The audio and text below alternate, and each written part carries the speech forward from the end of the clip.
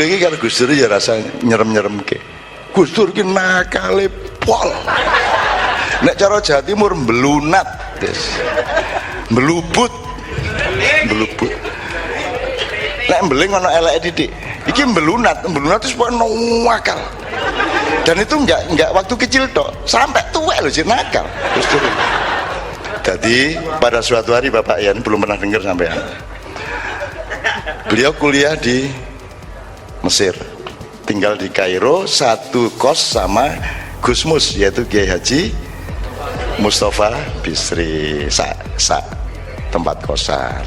Nah, biasanya ada mahasiswa-mahasiswa baru dari Indonesia, ada santri-santri baru, maka harus melewati perpeloncoannya Gus Dur, karena Gus Dur itu tiap hari gangguin semua mahasiswa. Nanti rek kuliah Gus, lapo kuliah bal-balannya karo aku, gitu kan. Nah itu Gus Dur. Lapo kuliah barang itu, untuk bal-balan karo aku, gitu loh. Sampai Mesir itu kesebelahnya sangat terpengaruh nama Gus Dur. Jadi Mesir itu tidak pernah mau ngegulin sampai 2 karena sangat fanatik kepada Wahid.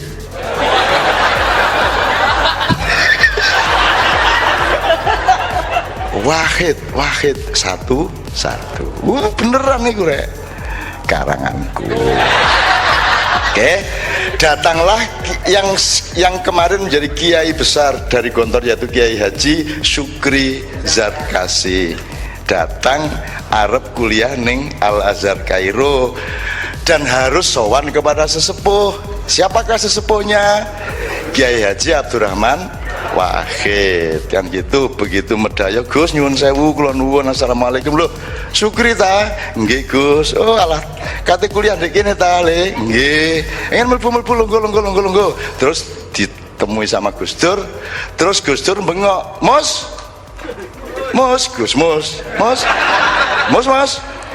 godhokno wedang Mus. Iki ana daya iki lho. Nggih. Oh nggih, itu kan. Wis Gus Mus bikin kopi nggodhok wedang. Gitu kan?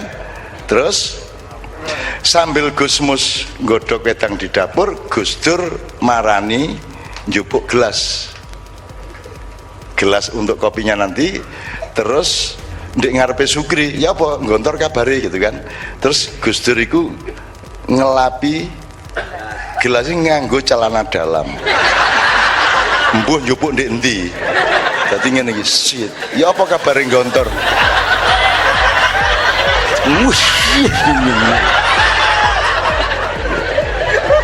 Sukri ngene. Sae Gus. Ya tapi gini, ya apa iki? Iki mesti kate disugono aku iki. Lah kok nganggo kathok cendak iki. Gitu. Guys, pokoknya terlenger sih iki disep ngene iki. Dan Gus Dur dengan dingin. Ya apa? Lah Abah piye Abah? Apa sehat? Nggih sehat ngono ya. Santrine Gontor pira saiki? Es. Tiba-tiba Gus Mus teriak, Gus Dur niki pun umep banyune. Oh ya, terus Gus Dur ke dapur. Dapur kira-kira 3-4 menit diseduk apa jenenge diracik ya, terus Gus Dur nggawa gelas njungkur lepek, terus diaduk karo mlaku karo muda kopi nganggo sikat gigi. Sukri ngene lo terus wes sak sikat gigine disugone Sukri iki diombe kri wes ngono ta. Dadi kowe iki ngerti ya, kowe nek kepengin dadi wong ampuh kaya Gus Dur mulai sesuk gawe kopi ya ta, golek sempakmu sing wis lawas dinggo ngresiki gelasmu ngono ya. Iki jare Mbak Alisa tadi, sing kok tiru ilmune, sing kok tiru mutune, aja kebiasaane engko sing kok tiru kathok cendake, sing kok tiru sempake, sing kok tiru sikat gigine. Wong Gus Dur iki dipecat karo MPR metu istana kathokan cendak kemul sarung kok. Kemulan sarung ngene iki. Terus Wong sedih kabeh ndelok Gus Dur, ya Allah, Gus Dur ya Allah, gak tega aku, Gus Dur katokan di istana lho. Padahal Gus Dur iku acting. Jarno cek nangis arek-arek. Terus begitu mlebu, terus dek ndek mburi lawang ini, yes. Lho kok yes Gus? Maca sejarah. Dari Kaisar Konstantin sampai Presiden Perdana Menteri India, Ratu Mojopahit, Ratu Sima Sriwijaya, ono ta sing wani ndek kratone ndek istanane katokan cendak.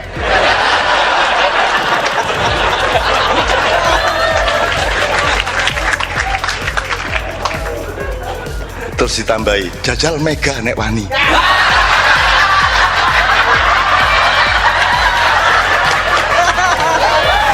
Tambahanku dhewe nyuwun ngapunten, ayo jenenge guyon rek oke ya.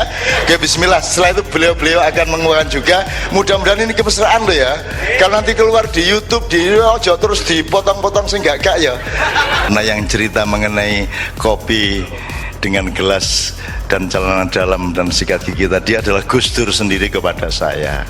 Karena aku nesu tau aku wong gontor ya. Saya kan wong gontor, kiai ku dipelkodo kaya ngono kuwi kan gitu. Aku nesu no akhirnya. Lho kuwi karep sampean iku ya apa, Gus? Kok sampean suguhi kiai ku nganggo sempak iki piye? Jadi dia ternyata cerita ke saya itu karena saya orang gontor ngono lho. Kurang ajar wong situ iya ngono. Ya wis. Iya ben mangkel aku. Terus Gus Dur guyu nyekekek kayak biasanya toh, nyekekek. Campean iku cak. Lho apa iku sempak iku lak mergo dipotongi ngono iku kain bersih kok gurung tau dienggo kok. Itu kain biasa cuman bentuke sempak. Jadi makanya nek ana apa-apa iku ndelok esensine, aja ndelok bentuke. Aja ndelok raine, aja ndelok identitasnya, tapi lihat perilakunya, kan begitu. Lihat fungsi dan manfaatnya, jangan dilihat apa jenenge lembaganya apa, namanya apa, institusinya apa. Lu sikat gigi Gus, lu sikat gigi kurang tinggal plastik kok. Plastik kan nggak bisa ditempelin apa-apa, dan itu belum pernah saya pakai. Itu dari toko langsung tak buka, nggak ada masalah sebenarnya. Cuman karena orang punya kesan itu sikat gigi biasa ditelen di untu, kok ditelen di kopi, orang bingung. Itu bukan kebingungan hakiki, itu kebingungan budaya. Oh no. Jadi Anda jangan tertipu oleh hal seperti itu. Begitu penjelasan Gus Dur versi saya.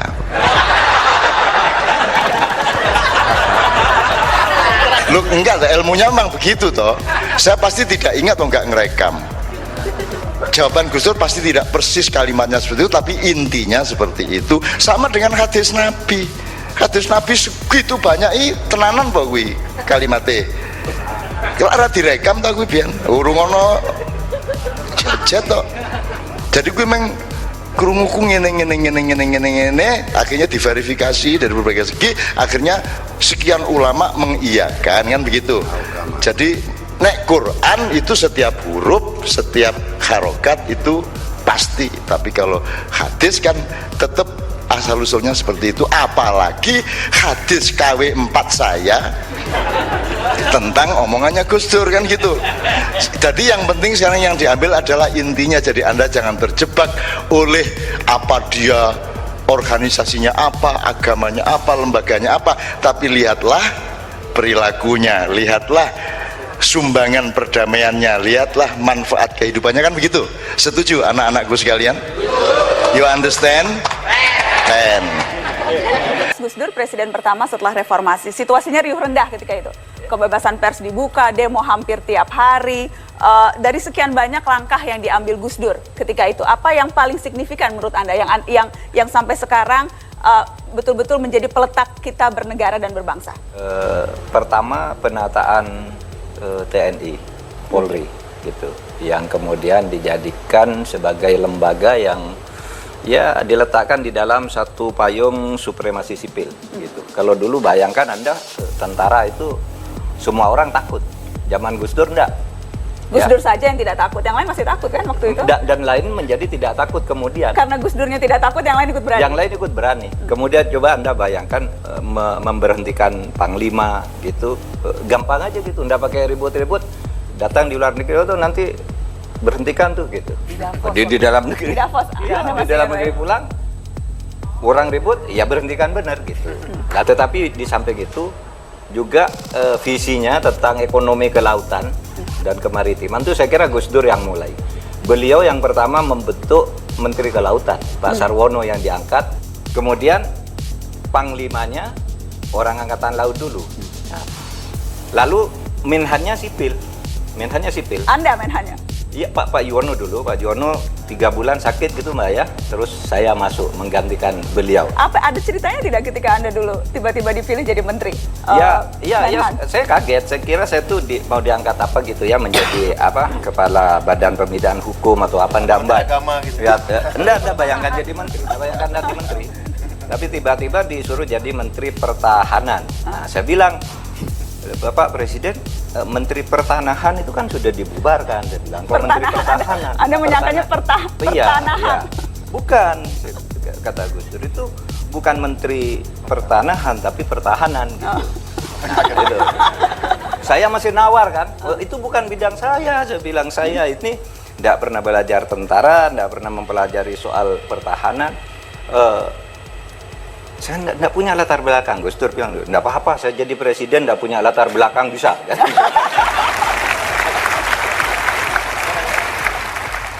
Bapak Presiden, saya bilang, tugas saya apa sebagai Menteri Pertahanan? Loh, itu saya juga tidak tahu, makanya jadi sebenarnya bukan tidak tahu benar, tetapi dia memberi kesan tidak seperti presiden sebelumnya yang seakan-akan memberi pengarahan seakan gitu, kayak orang hebat gitu. Saya ingin ke anggota DPR yang kalau bahasanya Gus Dur dulu taman kanak-kanak. Sekarang sih anggota DPR 2 periode, tapi sebelumnya aktivis jalanan. Jadi saya ingin perspektif Anda dari dua itu, ketika masih aktivis melihat Gus Dur dan sekarang anggota DPR mengenang belajar dari Gus Dur, Mas Budiman. Pertama saya ingin komentari gambar tadi ya. Saat kejadian pemungutan suara antara Ibu Mega dan Gus Dur, saya mendengarkannya di radio di ruang besukan penjara. Saya waktu itu masih di penjara. Pada waktu Gus Dur dan Bu Mega bersaing suara, saya tenang. Karena siapapun yang menang, mereka pasti akan membebaskan kami yang di penjara. Karena Anda begitu yakin ya? yakin sekali, karena saya percaya bahwa mereka berdua punya komitmen untuk demokrasi. Dan keduanya persis dulu pada waktu masa Orde Baru, saya dengan teman-teman itu memang menyandingkan Gus Dur dan Bu Mega untuk berada di depan menghadapi otoriter Orde Baru.